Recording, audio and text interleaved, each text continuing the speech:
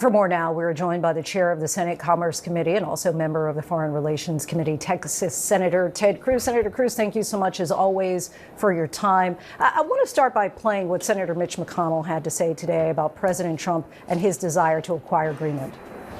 Following through on its provocation would be more disastrous for the president's legacy than withdrawing from Afghanistan was for his predecessor. Do you agree with former Majority Leader McConnell? Would this be more disastrous for the president's legacy than Afghanistan was for Joe Biden?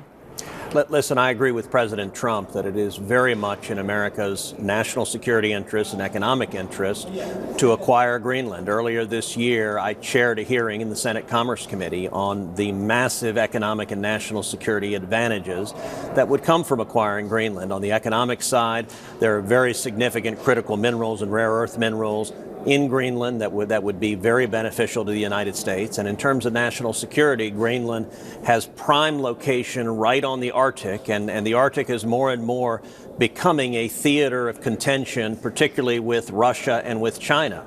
And the idea of acquiring land is not novel or outlandish. Throughout the history of the United States, we have done so. Today, after meeting with top U.S. officials, including VP Vance, the Danish foreign minister said it's clear that the president has this wish of conquering over Greenland. NATO members are watching this all play out and are nervous about the U.S. stepping in militarily. Is there anything you can say to ease those concerns?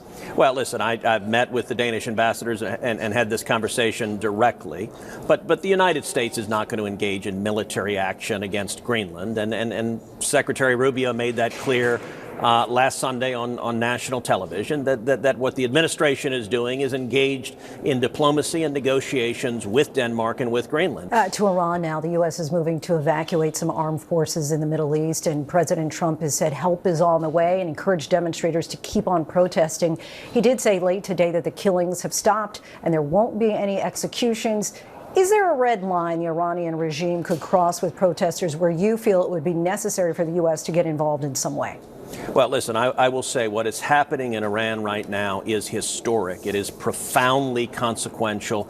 I believe we could see the regime in Iran collapse within weeks and potentially even within days. We're seeing over 1 million Iranians rise up against the Ayatollah, rise up against the mullahs, and want to be free from their radical Islamist dictatorship. And I believe this was set in motion months ago when Iran lost the 12-day war. And listen, there are very real geopolitical consequences to losing a war. Everything is not just messaging and communication.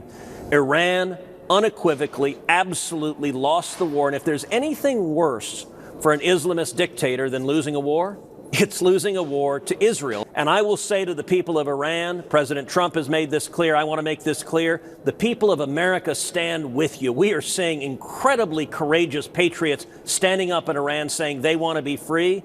And there are very few things on planet Earth that would make America safer than seeing this radical Islamist regime overthrown by the Iranian people and no longer in a position to wage war on the United States of America. Of course, we are just days away from Martin Luther King Day. President Trump has moved to say that it would no longer be a federal holiday going forward. In a recent New York Times interview, he said that civil rights led to white people being treated very badly. Do you agree?